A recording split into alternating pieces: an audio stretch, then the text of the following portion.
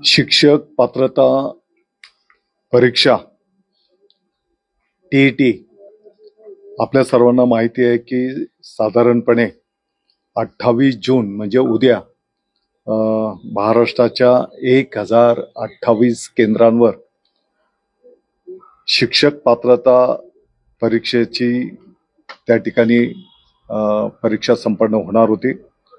ही परीक्षा महाराष्ट्र राज्य परीक्षा परिषद पुणे यांच्या माध्यमातून कंडक्ट केली जाते। साधारणपणे यासाठी 1028 केंद्रांवर याचं नियोजन त्या ठिकाणी करण्यात आलेलं होतं आणि आत्ताच पाठीमागच्या काळामध्ये नीट परीक्षेमध्ये जे काही पेपर फुटीचं प्रकरण घडलेलं त्या पार्श्वभूमीवर महाराष्ट्र राज्य परीक्षा परिषदने पण काळजी घेतलेली होती। परंतु आज पहाटे ठाणे भिवंडी पोलिसांच्या माध्यमातून काही गोपनीय माहितीच्या आधारावर या ठिकाणी भिवंडीला काही इस्मांकडे टीईटीचा पेपर त्या ठिकाणी उपलब्ध आहे अशी माहिती पोलीस प्रशासनाला त्या ठिकाणी मिळाली आणि तात्काळ पोलिसांनी त्या विषयावर कारवाई करत ऍक्शन घेत जे काही त्यांच्याकडे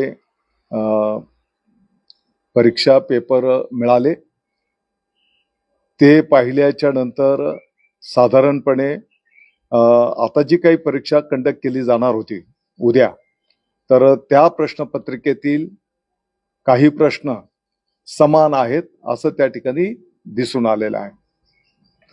मला वाटतं की ही गंभीर बाब आहे, याची शासनाने गंभीरपणे नोंद घेतलेली आहे।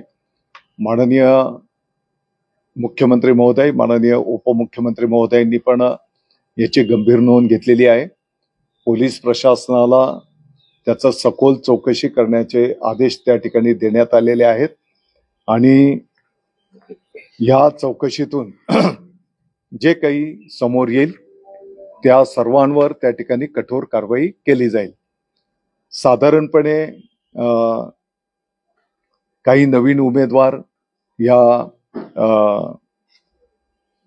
शिक्षक पात्रता परीक्षेला बसतात आणि त्याच्यासोबतच जसं पाठीमागच्या काळामध्ये माननीय सर्वोच्च न्यायालयाने जुन्या शिक्षकांनाही टीईटी बंधनकारक केलेली आहे, तर तेही शिक्षक या परीक्षेला बसणं त्या ठिकाणी अपेक्षित होतं आणि साधारणपणे ही 2 टप्प्यांमध्ये परीक्षा कंडक्ट होते। 1ली ते 5वीच्या साठी पेपर 1 असतो आणि 6वी ते 8वीच्या साठी पेपर 2 असतो। या पद्धतीने महाराष्ट्र राज्य परीक्षा परिषदच्या माध्यमातून ही परीक्षा कंडक्ट केली जाते आणि दुर्दैवाने जी काही घटना त्या ठिकाणी आढळून आलेली आहे, पोलीस प्रशासन या संदर्भातलं खोलवर जाऊन तपास करतो आहे। जसं पोलीस प्रशासनाच्याकडनं डिटेल तपास केल्याच्या नंतर जी काही माहिती उपलब्ध होईल ती आम्ही आपल्या समोर ठेवू। परीक्षा पुढे ढकलली गेली असं सांगा।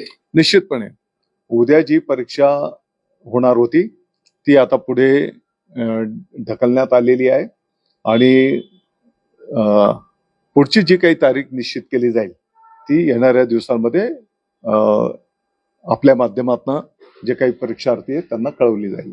महाराष्ट्र सरकारने टीईटी परीक्षेबाबत काळजी घेतली नाही असं वाटतं का तुम्हाला?